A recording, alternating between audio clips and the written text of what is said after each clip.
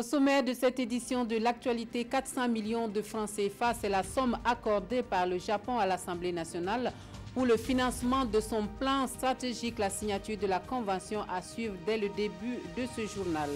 Et puis 8 casques bleus trouvent la mort en République démocratique du Congo au cours d'une opération militaire conjointe. Ces membres de la MONUSCO sont des hommes du Malawi, de la Tanzanie. L'annonce est faite par le porte-parole de l'ONU qui précise que plusieurs soldats congolais ont également trouvé la mort. Bonjour, merci de nous rejoindre pour le point complet des informations de la mi-journée sur la télévision du Burkina. Un très bon appétit à vous qui êtes à table. Cela dit, le Japon s'engage à financer le plan stratégique de l'Assemblée nationale à hauteur de 400 millions de francs CFA, de l'argent qui servira à renforcer la mobilité et les équipements techniques de la représentation nationale. Les deux parties signent la convention de financement sous l'égide du ministère de l'Économie, des Finances et du Développement et en présence de Oscar Soulama et Pascal Kané. Le Japon accompagne l'Assemblée nationale dans la réalisation de son plan stratégique. À travers cette signature de convention, les pays du Soleil levant accordent une subvention de 400 millions de francs CFA à la représentation nationale. De l'argent qui va servir à renforcer les capacités opérationnelles de l'Assemblée nationale. Ces fonds sont destinés en tout cas à permettre à l'Assemblée de pouvoir acquérir un certain nombre de matériel roulant, comme je l'ai dit, du matériel audiovisuel et également du matériel informatique. Et je voudrais en tout cas rassurer le Japon, rassurer également le gouvernement que ces fonds seront utilisés à bon escient. Très prochainement, en tout cas, nous allons vous inviter à venir assister, en tout cas, à la remise officielle de ce matériel-là. La signature de convention se fait sous l'égide de la ministre de l'Économie, des Finances et du Développement, puisque les ressources financières proviennent du fonds de contrepartie. Les fonds de contrepartie, c'est en fait, on appelle aussi ça couramment fonds riz. Et le Japon donne du riz au Burkina Faso, que le Burkina vend, et les recettes, les revenus collectés en fait de cette vente-là, ils sont utilisés pour financer des infrastructures socio-économiques de base. Il faudrait dire par exemple que ce fonds riz finance actuellement le programme d'urgence pour le Sahel. Il y a des actions du PUS qui sont financées par le fonds riz. Il y a d'autres actions, des infrastructures scolaires, etc., qui sont financées par le Japon, avec une flexibilité qui nous permet justement d'appuyer des initiatives comme celle-ci. À l'occasion, le président de l'Assemblée nationale rappelle que le financement de son plan stratégique n'est pas encore bouclé. D'autres bailleurs de fonds sont attendus afin de permettre à l'Assemblée nationale de jouer pleinement et efficacement son rôle. Direction le centre-nord où les maires du Burkina Faso se sont donné rendez-vous à Kaya pour les journées de la commune burkinabé. Et dans la partie réflexion, l'on interroge plutôt la place et le rôle des collectivités territoriales dans la gouvernance foncière au Burkina. À noter la présence des Amis du Mali à la cérémonie d'ouverture de la 15e édition de ces journées. Dilaressier Tanga Kafando. Les maires des 351 communes du Burkina à Kaya, c'est à la faveur des journées de la commune burkinabé. Organisée par l'AMBF, l'association des municipalités du Burkina, la rencontre se tient pour la 15e fois et l'édition de cette année a pour thème « Place et rôle des collectivités territoriales dans la gouvernance foncière au Burkina ». Un thème qui sonne comme une mise en garde quelques semaines après la levée de la mesure de suspension des lotissements. C'est une interpellation que nous nous faisons de cette opportunité que l'État nous donne de reprendre les lotissements. Mais quel est notre rôle et quelle est notre place dans la gouvernance de ce foncier? Et quels sont les textes que nous ne connaissons pas? Parce que comme vous savez, nous sommes une nouvelle génération d'élus. Et donc il faut s'approprier de tous ces textes-là pour donner à la gestion foncière une rigueur et une bonne gestion au profit des populations. Pendant les 3 jours, les maires auront droit à des communications sur la problématique du lotissement, la mobilisation des ressources financières liées au foncier et la mise en œuvre du fonds minier pour le développement local.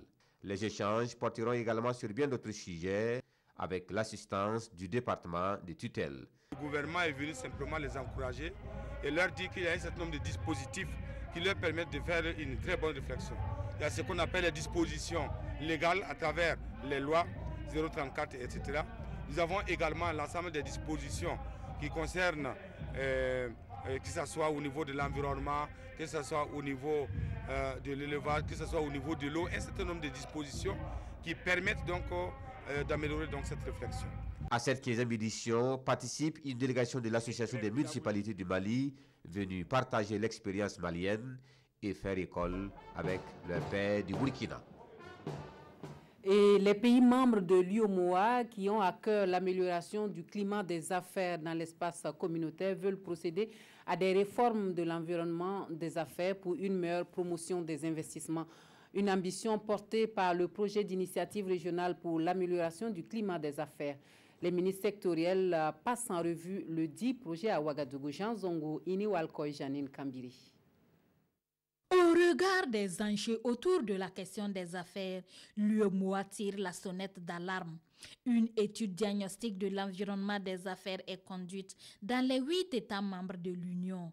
Elle a abouti à un projet examiné par les ministres sectoriels de l'UEMOA. C'est ainsi qu'une initiative régionale pour l'amélioration du climat des affaires a été lancée pour servir de cadre de référence aux réformes à entreprendre au niveau de nos différents États, pour le renforcement des capacités des acteurs et l'institutionnalisation du dialogue secteur public-secteur privé. L'amélioration de l'environnement des affaires devrait être un processus continu et soutenu pour permettre de protéger nos économies et rassurer les investisseurs nationaux et internationaux. La question du climat des affaires est une question importante pour nos économies relativement secouées dans le contexte et dans la conjoncture internationale. Nous avons des États qui, lorsque nous regardons les critères de classement, notamment Doing Business, ont connu un certain nombre d'éléments de recul. Il est important donc que nos experts apportent des éléments de réponse afin justement que l'attractivité de notre économie puisse permettre au secteur privé d'être le véritable levier de son développement. Avant d'être soumis au Conseil des ministres statutaires de l'UEMOA au premier semestre de l'année 2019 pour adoption, le document final devra contenir, à l'issue de cette rencontre, des orientations claires et pertinentes. Il s'agit d'améliorer de manière significative et durable le climat des affaires au sein de l'espace communautaire. Voici à présent une plateforme qui donne des informations justes et précises sur la gestion des fonds extérieurs au Burkina Faso. C'est cela, True Budget, un outil que propose l'Allemagne en réponse à la question de suivi des financements. Le logiciel devrait permettre un suivi aux partenaires techniques et financiers, devrait leur permettre en tout cas d'avoir des données fiables sur l'utilisation des fonds extérieurs et leur destination exacte. Le nouveau logiciel est lancé hier 15 novembre à Ouagadougou en présence de Roger Kam et Aruna Mari. True Budget, c'est une nouvelle plateforme pour améliorer la gestion des fonds publics, en l'occurrence les ressources extérieures. C'est le fruit de la coopération entre l'Allemagne et le Burkina Faso. Le logiciel permet de partager des informations en temps réel entre les utilisateurs. Cette nouvelle plateforme va nous permettre de mieux appréhender la contribution de nos partenaires techniques et financiers. Donc avec cette nouvelle application, les partenaires auront la possibilité d'aller directement saisir des informations sur la plateforme et ça nous permettra d'avoir des données plus fiables par rapport au financement extérieur. L'implémentation de ce nouvel outil va solliciter l'implication de l'ensemble des acteurs de la chaîne de dépenses publiques. Les projets et programmes seront aussi associés. Le processus de mise en place de ce logiciel a débuté en juin dernier à travers la signature d'une convention de financement avec la KfW. Actuellement, le gouvernement burkinabé fait face à beaucoup de bailleurs de fonds et chaque bailleur de fonds a ses spécificités, ses processus et c'est très difficile pour votre administration de suivre comment les fonds extérieurs sont effectivement utilisés dans les projets de développement accordés. Alors avec cette approche, nous pensons que ce sera beaucoup plus facile et efficace pour le gouvernement de contrôler et suivre ces fonds. Le Burkina Faso est le premier pays à bénéficier de ce projet. Une phase période de 6 mois est prévue avant la vulgarisation du logiciel. Une plateforme qui devrait de toute évidence profiter au programme d'appui à la résilience économique et climatique des populations vulnérables du Burkina à travers les innovations financières et digitales qui vient d'être lancé à Ouagadougou. C'est un programme qui va permettre aux femmes, aux jeunes et aux exploitants agricoles cibles du projet d'avoir un meilleur accès à l'information sur l'utilisation des innovations digitales financières et non financières. Des précisions avec Roger Bambamba et Estelle Judith Assogba. Les régions du centre-est et de l'Est bénéficieront bientôt du programme d'appui à la résilience économique à travers les innovations financières et digitales. C'est un programme dont l'objectif est d'accompagner les populations vulnérables, les micro, petites et moyennes entreprises à avoir accès aux services financiers et à une éducation financière. Mais avant sa mise en œuvre effective sur le terrain, toutes les parties prenantes ici réunies prennent connaissance de son contenu pour ensuite échanger sur les stratégies de déploiement des actions. Dans un premier temps, nous avons des objectifs clairs, notamment d'atteindre 30 000 femmes et jeunes, d'atteindre 3 000 agriculteurs, d'atteindre également 150 petites entreprises et 300 toutes petites entreprises au niveau des régions. L'avantage de ce programme par rapport au programme classique, c'est de dire nous allons toucher les PME, parce que c'est au niveau de ces PME qu'il y a la création d'emplois, mais nous avons également utilisé des innovations digitales pour accélérer l'impact que nous avons, pour réduire les inégalités et créer de l'emploi. Le programme couvre une période de 3 ans. Il est piloté par l'Agence des Nations Unies en charge de l'exclusion financière et sous la tutelle du ministère de l'économie et des finances. Le présent programme se positionne donc comme l'un des programmes majeurs soutenant le déploiement du Plan national de développement économique et social, dont l'ambition est la transformation structurelle de l'économie burkinabé pour une croissance forte, durable, résiliente, inclusive, créatrice d'emplois décents pour tous et induisant l'amélioration du bien-être social. En tant que tel, il est donc parfaitement aligné sur l'agenda global et les priorités du PADEL. Le programme est à sa première phase et les critères de choix des zones pilotes ont porté sur la pauvreté et l'exclusion financière. Les innovations qui auront marché dans le cadre de ce projet seront répliquées à plus grande échelle. Elle veut jouer pleinement sa partition dans la lutte contre le terrorisme, l'extrémisme et le grand banditisme. Et cela passe par la case formation. Un atelier régional réuni à Ouagadougou des gardes de sécurité pénitentiaire de 6 pays de la sous-région. On en sait davantage avec Issa Kafando et Maïmouna Traoré.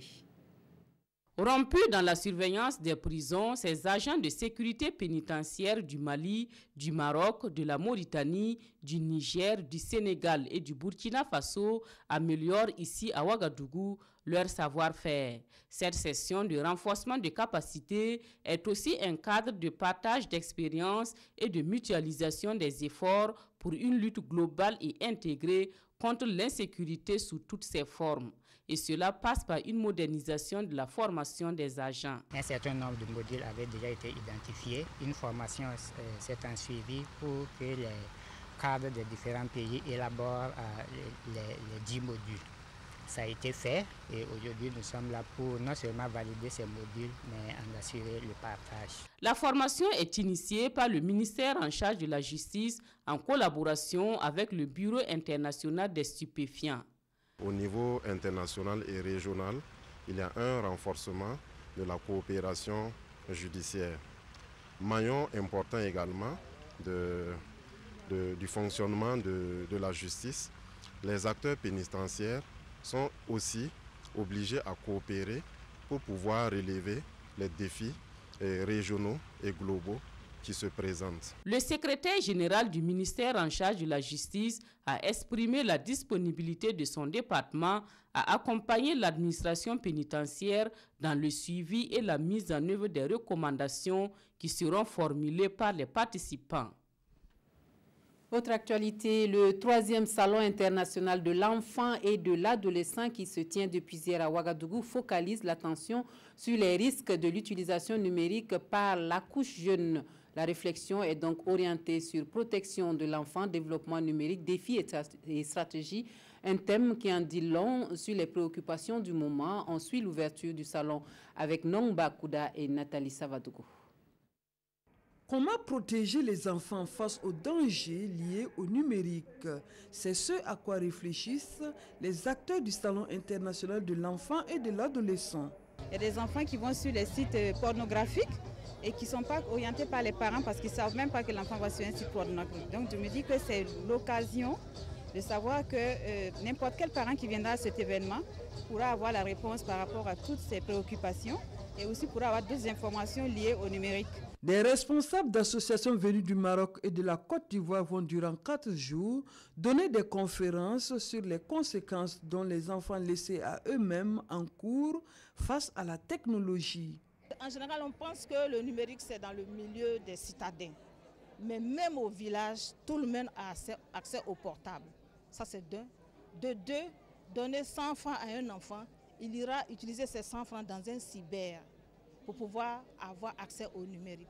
Ça veut dire qu'on ne peut pas lutter contre le développement. Nous devons aller avec le développement. Nous avons besoin du numérique, mais il faut que la cellule familiale joue son rôle. Cette 3e édition du Salon international de l'enfant et de l'adolescent est placée sous le thème « Protection de l'enfant, développement numérique, défis et stratégies ». Je pensais que nous pouvions apporter notre pierre à l'édifice et soutenir cette initiative qui ne peut être que bénéfique pour la recherche de solutions aux problèmes auxquels nous sommes confrontés et aux défis que nous connaissons non seulement au Burkina, au Maroc, mais dans tous les pays du monde. Des expositions sont faites pour donner plus de visibilité à la problématique et aider les parents à œuvrer aux côtés de leurs enfants pour mieux les protéger.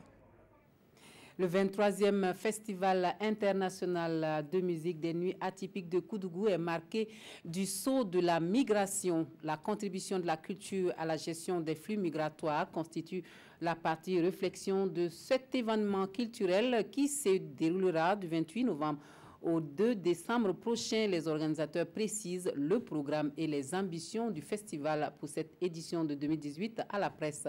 Yacouba Gamene, Nathalie Savadogo. À cette 23e édition du Festival international de la musique des nuits atypiques de Koudougou, prévu se dérouler du 28 novembre au 2 décembre prochain, les membres du comité d'organisation décident de mener la réflexion sur la migration en Afrique. C'est donc dans le but de participer à la réflexion sur le rôle de la culture dans la gestion des flux migratoires que la 23e édition du Festival international de musique Les Nuits atypiques de Koudougou se propose de réfléchir sur le thème culture et migration. Pour cette année, les activités des NAC vont se dérouler sur 2 sites principaux. Situation sécuritaire oblige. Dans la pratique, il y aura la cérémonie d'ouverture au Théâtre populaire de Koudougou le 28 novembre, suivie de l'émission spéciale Cocktail NAC 2018. Des concerts live au Théâtre populaire de Koudougou et sur la scène Octave à la place de la Nation avec 20 groupes d'artistes. Sur les 20 groupes d'artistes invités, le comité a priorisé les artistes nationaux. 15 groupes d'artistes du Burkina Faso prendront part à ce festival. Les autres viendront du Mali, de la Côte d'Ivoire, du Bénin et de la France. Environ 200 000 festivaliers sont attendus. Le comité a indiqué que les stands d'exposition au nombre de 280 prévus à cet effet sont déjà occupés. Le budget de cette célébration prévue est d'environ 76 500 000 francs CFA. À ce jour, c'est plus de 67% qui a été réuni. Et puis, actualité hors de chez nous, une opération militaire conjointe à l'est de la République démocratique du Congo fait des victimes au sein de la force onusienne en place dans ce pays. 8 casques bleus ont trouvé la mort et une dizaine blessés. Les membres de la MONUSCO tués sont des hommes du Malawi et de la Tanzanie. 8 casques bleus ont été tués et 10 autres blessés lors d'une opération militaire conjointe avec les troupes de la République démocratique du Congo contre des rebelles dans l'est du pays. Il s'agit de membres de la MONUSCO, des hommes du Malawi et de Tanzanie. C'est le porte-parole de l'ONU, Stéphane Dujarric, qui l'a annoncé et condamné avant de préciser que plusieurs militaires congolais avaient également été tués. Les rebelles impliqués dans ces combats sont des rebelles musulmans présents sur le territoire congolais depuis 1995 qui font partie des forces démocratiques alliées ou ADF. Et pour refermer ce journal, nous parcourons les quotidiens burkinabés qui reviennent sur la rencontre des 5 opposants congolais à Bruxelles.